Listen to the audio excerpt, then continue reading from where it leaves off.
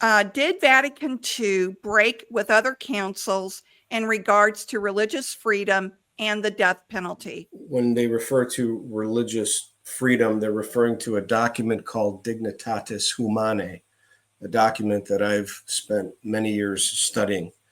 In fact, I started writing about this extensively and I never published it, but I went back and I read every encyclical I could find into the early 1700s on religious liberty. And I had a good background in going into Dignitatis Humanae, and I've also read commentaries that the Council Fathers did when they debated and what they were trying to do. And what the document says right up front is, we're not altering the traditional teaching of the Roman Catholic Church, that all men have the obligation, to enter the true Church of Christ to save their souls. I mean, that's stated clearly. I think, and then Dignitatis Humanae goes on to say, or it goes on to define religious liberty as immunity from coercion. That's the main way it defines religious liberty, although it goes beyond that, and I'll talk about that in a bit.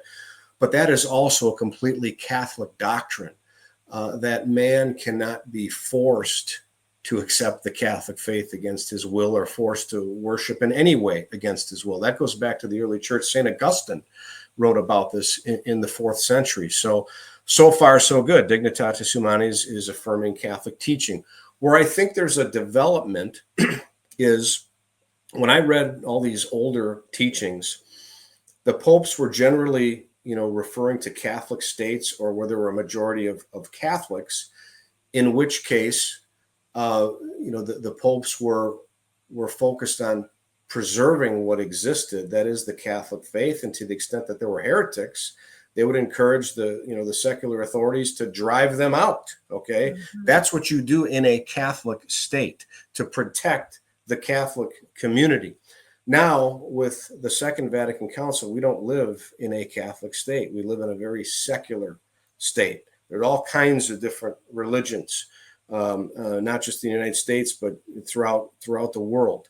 And so what I believe Dignitatis Humanae presents as a development of doctrine is that it recognizes, the church recognizes the state's right to create a civil right that would protect religious freedom among its citizens.